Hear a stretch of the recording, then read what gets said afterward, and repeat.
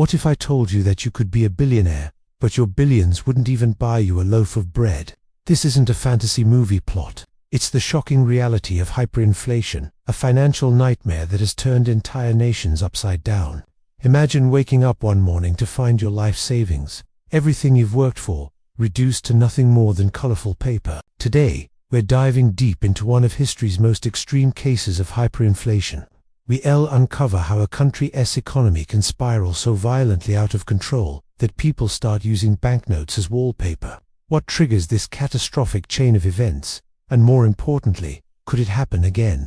Stick around, because what you're about to hear will change the way you think about money forever. Let's travel back to Germany in the early 1920s. The nation was reeling from its defeat in World War I and was burdened with crippling war reparations, demanded by the Treaty of Versailles.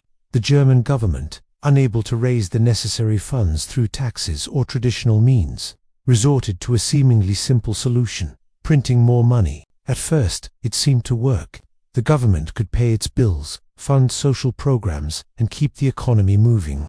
But this was a short-term fix with devastating long-term consequences. What they didn't realize was that they had just lit the fuse on an economic time bomb. Here's where it gets interesting.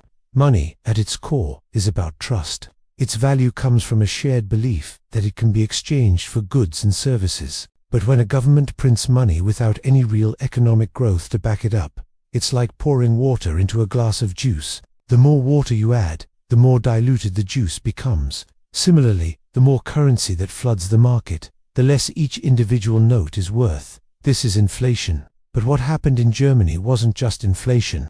It was hyperinflation, a runaway train with no brakes. By 1922, the situation was deteriorating rapidly. Prices began to double, then triple, seemingly overnight. A loaf of bread that cost 160 marks in 1922 would cost 200 billion marks just 1 year later. Think about that. 200 billion. Workers demanded to be paid daily, and sometimes even twice a day, rushing to the stores with wheelbarrows full of cash before their wages became worthless by evening. Life savings held in bank accounts were completely wiped out. The middle class, the backbone of any stable society, was decimated. Pensioners who had planned for a comfortable retirement were left destitute. The social fabric began to tear. Bartering became the new norm. People traded jewelry, furniture, and personal services for basic necessities like food and coal. The absurdity reached a fever pitch. There are incredible photos from this era showing children playing with stacks of banknotes as if they were building blocks. Because the paper itself was cheaper than buying actual toys, shopkeepers stopped updating their price tags, as prices could change by the hour. The currency had lost all meaning. Its only value was as fuel for stoves, or as quirky wallpaper. This complete collapse of the monetary system created a breeding ground for desperation and extremism. People lost faith, not just in their money, but in their government and the very idea of a stable, democratic society. So, how did it end?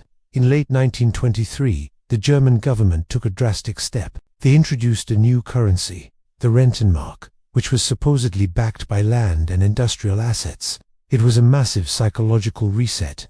One Rentenmark was exchanged for 1 trillion of the old, worthless paper marks. It was a painful but necessary amputation to save the patient.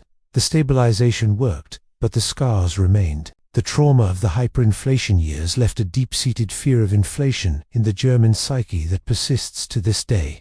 And many historians argue that this economic chaos paved the way for political extremism, creating the desperate conditions that allowed figures like Adolf Hitler to rise to power just a decade later. It's a chilling reminder that economic stability and social peace are deeply intertwined. Now, you might be thinking, this is a crazy history lesson, but it happened 100 years ago.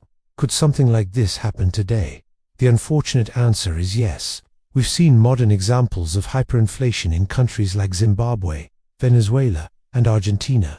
In Zimbabwe in the late 2000s, the government printed a $100 trillion banknote. Let me repeat that, 100 trillion, and it was barely enough to buy a few groceries.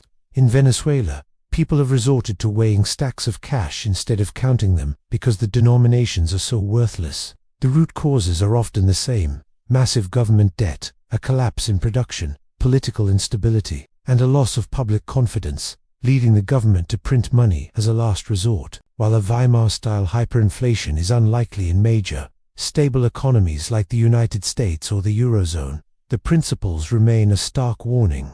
It teaches us that money is not wealth. Wealth is productive capacity, resources, and innovation. Money is just the medium of exchange. When that medium is corrupted, the entire economic system can shatter. This story isn't just about economics. It's a human story about trust, value, and the fragility of the systems we rely on every day. It shows how quickly the foundations of a modern society can crumble when confidence is lost.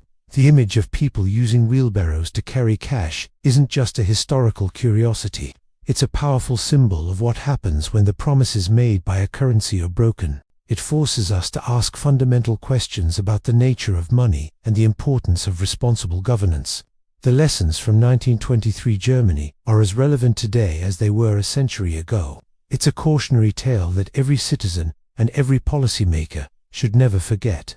Thank you so much for joining me on this deep dive into one of history's most dramatic economic collapses. If you found this story as fascinating and eye-opening as I do, please hit that like button and subscribe to the channel for more content that makes you see the world differently. And I'd love to hear your thoughts in the comments below. Do you think we pay enough attention to these historical lessons? Let's start a conversation. Until next time, stay curious.